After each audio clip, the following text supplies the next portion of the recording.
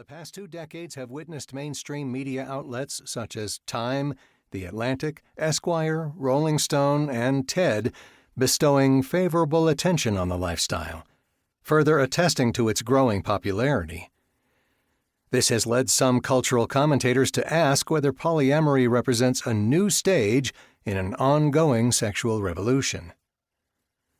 Polyamory's emergence in the public square has attracted academic attention as well. In 2016, the American Psychological Association, APA, established a task force on consensual non-monogamy.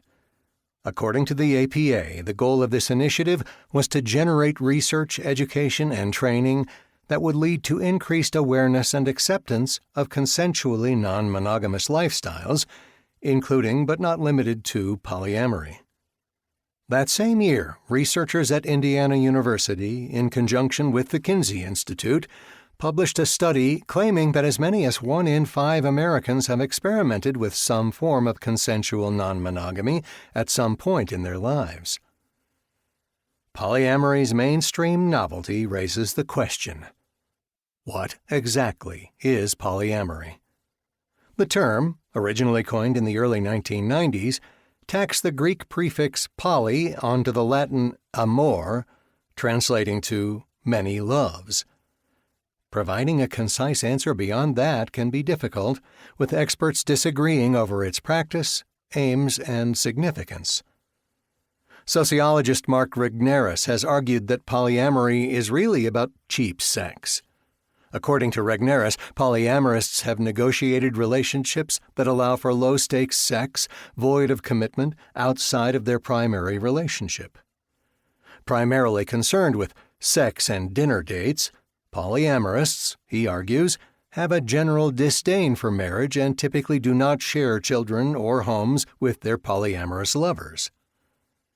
This absence of commitment, Regnerus believes, leads inevitably to sexually transmitted infections, deadbeat dads, and patriarchal misogyny.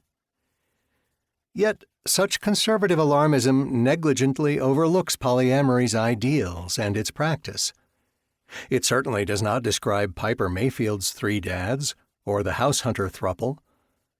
A deeper look reveals that over the past 30 years, polyamory has become an umbrella term used to describe a host of romantic or intimate relationships that provide an ethical framework for various forms of non-monogamy. As sociologist Mimi Shippers writes, polyamory refers to committed, emotionally and sometimes sexually intimate relationships involving more than 2 persons. It presupposes that all parties consent and either know or are at least hypothetically aware of one another. Polyamory prizes commitment, honesty, trust, mutual consent, open communication, and equality among all sexes and sexual orientations. These common themes and commitments demarcate polyamory from other forms of non-monogamy, such as polygamy, that have historically rejected gender equality in LGBTQ+ lifestyles. Thus, polyamory should be understood as a subcategory of the much larger category of ethical non-monogamy. Not all ethical non-monogamy is polyamory, but polyamory is inherently, ethically non-monogamous. Though polyamory entails these ideals, it manifests in diverse ways, making further definition difficult. It means different things to different people.